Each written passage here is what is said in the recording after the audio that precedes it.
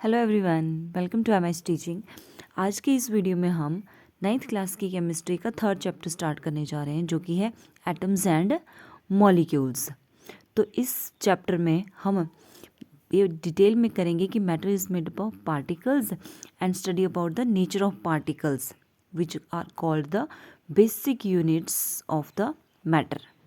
तो पहले तो थोड़ी सी हिस्ट्री के बारे में जान लेते हैं मैटर के, कि जब साइंटिस्ट ने डिस्कवर या एंशिएंट फिलोसोफर ने डिस्कवर करना शुरू किया एटम के बारे में, तो उन्होंने क्या क्या बातें बोली। तो views of ancient philosophers regarding matter. तो सबसे पहले एक इंडियन फिलोसोफर थे महर्षि कणाद। तो उन्होंने अराउंड 500 BC में बोला कि जो मैटर है या जो पदार्थ है वो बहुत छोटे छोटे टाइनिएस्ट यूनिट से मिलके बना हुआ है। ये सबसे पहले महर्षि कणाद ने बोला था, और उसने बोला कि matter is made up of very small particles, जिनको हम बोलते हैं परमाणु। क्लियर। उसके बाद डेमोक्रिटस एंड ल्यूसिपस दो और फिलोसोफर हुए। उन्होंने कहा कि अगर हम मैटर को डिवाइड करना स्टार्ट करेंगे और डिवाइड करते जाएं तो एक स्टेज ऐसी आएगी कि वो इतना छोटा हो जाएगा कि हम फर्दर उसको डिवाइड नहीं कर सकते। तो उन इंडिविजुअल पार्टिकल्स को डेमोक्रिटस एंड ल्यूसिपस ने नाम दिया एटम्स का। क्लियर। नेक्स्ट आया पाकुधा कात्यायमा। उन्होंने बोला कि जो एटम हैं छोटे छोटे, वो अकेले फ्रीली एग्जिस्ट नहीं कर सकते हैं, वो हमेशा कंबाइंड स्टेट में ही रहेंगे and give different states of matter. Next हुए हमारे एंटनी एंड लेवाइजर। तो उन्होंने जो हम आजकल मॉडर्न डे में केमिस्ट्री पढ़ते हैं, इसको इस्टेब्लिश करने में इनका बहुत बड़ा इंपॉर्टेंट रोल रहा। और Antoine and Lavoisier has given 2 important laws of chemical combination, जिनको हम करेंगे। उन्होंने बोला कि वो 2 लॉ क्या हैं केमिकल कॉम्बिनेशन के।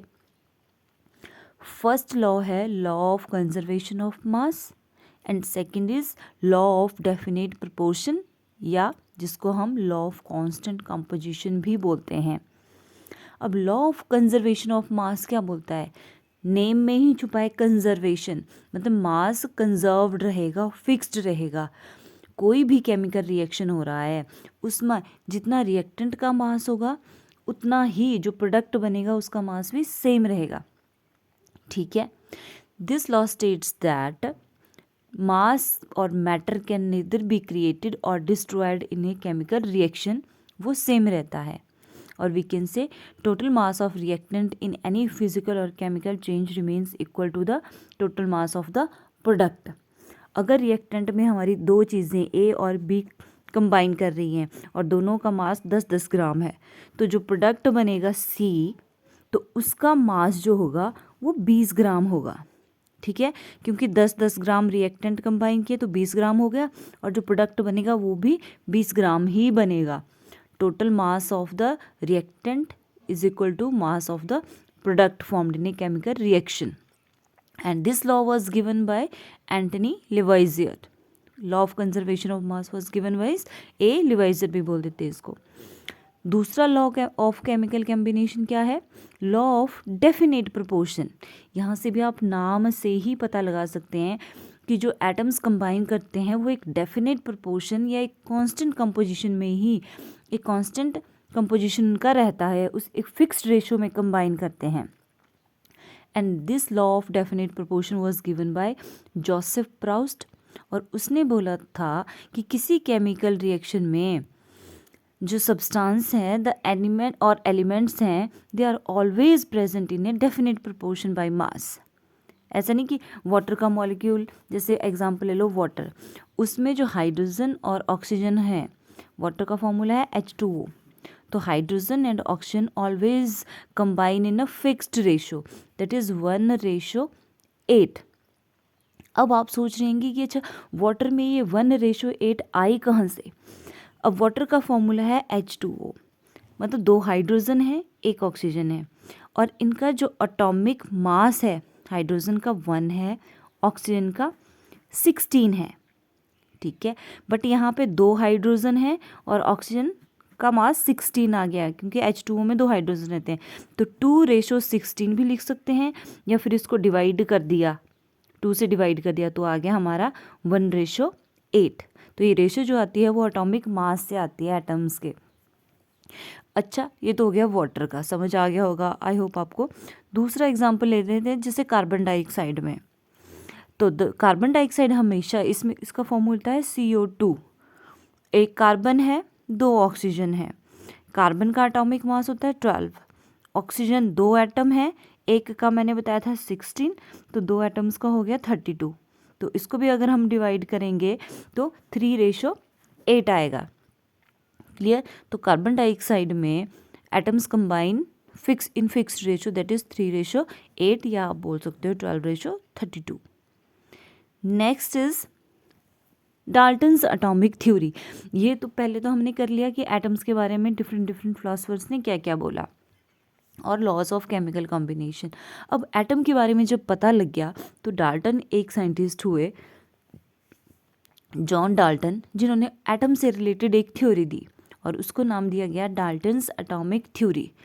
डाल्टन बोलता है कि जितने भी मैटर हैं वो सारे के सारे एटम से मिलके बने हुए हैं, जो कि इनडिविजिबल पार्टिकल है।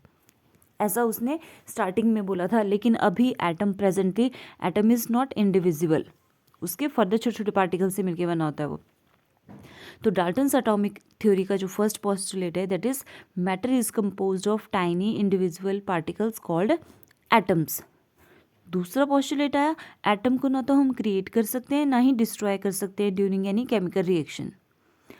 Third is all the atoms of a particular element are identical in mass and properties, distinguishing them from atoms of other elements।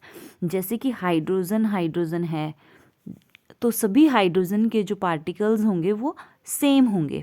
आप इसको ऐसे भी बोल सकते हैं, atoms of the same element are identical. और जो डिफरेंट एलिमेंट्स होंगे, जैसे हाइड्रोजन और ऑक्सीजन है, atoms of different elements have different properties and different masses. Next आ गया, atom is the smallest particle जो किसी केमिकल रिएक्शन में पार्टिसिपेट करता है। Atom is the smallest particle take part in a chemical reaction. And next is atoms of same और different elements में combine with each other in a fixed ratio to form compounds. जैसे कि मैंने आपको अभी water का और carbon dioxide का एग्जाम्पल दिया, या कई बार O2 ऑक्सीजन भी कंबाइन कर सकता है, H2 हाइड्रोजन भी कंबाइन कर सकता है। तो ये थी बहुत ही इजी सी डाल्टन्स एटॉमिक थ्योरी। अब हम करेंगे कि इसके लिमिटेशंस क्या थे, कमियां क्या थी डाल्टन्स एटॉमिक थ्योरी की। तो अभी जैसे कि मैंने पहले भी बताया आपको कि डाल्टन ने बोला था atom matter is made up of atom which is indivisible, लेकिन लेटेस्ट स्टडी के according atom are not indivisible particle of matter, they can be further divided into sub atomic particles. Atom के अंदर क्या क्या होता है, इलेक्ट्रॉन्स, प्रोटॉन्स एंड न्यूट्रॉन्स। तो एक ये इसकी लिमिटेशन आ गई। डाल्टन जो था, he was failed to explain how atoms of different element differ from each other. उसने ये तो बोल दिया कि हाइड्रोजन का एटम अलग होगा, ऑक्सीजन के एटम अलग होंगे, लेकिन वो एक्सप्लेन नहीं कर पाया कि वो डिफरेंट क्यों होते हैं। और वो ये भी नहीं एक्सप्लेन कर पाया कि how atoms of different elements combine with each other to form compounds और मॉलिक्यूल्स। अब वाटर में हाइड्रोजन और ऑक्सीजन कंबाइन किया, बट उसको ये एक्सप्लेन नहीं कर पाया डाल्टन कि ये क्यों कंबाइन करते हैं। And he also fails to explain the nature of forces that hold together different atoms in a molecule. ये भी वो एक्सप्लेन नहीं कर पाया। And it did not make any distinction between ultimate particle of an element, that is atom, that take part in a chemical reaction and ultimate particles that has independent existence और molecule। अब atoms तो हमने बोला कि अकेले नहीं रहते हैं, वो हमेशा combined form में रहते हैं, लेकिन molecules में क्या होता है, दो या दो से different atoms combine करते हैं और वो freely exist कर पाता है। बट डाल्टन ये एक्सप्लेन नहीं कर पाया कि क्यों एटम्स, जो कि किसी केमिकल रिएक्शन में पार्टिसिपेट करने वाला स्मॉलेस्ट यूनिट है, एंड मॉलिक्यूल जो है वो उसके बीच में वो डिस्टिंक्शन नहीं कर पाया था। तो ये था हमारा आज का छोटा सा एंड इजी सा टॉपिक। अगर आपको ये मेरा टॉपिक अच्छा लगा हो तो please subscribe my channel MS Teaching। Thank you.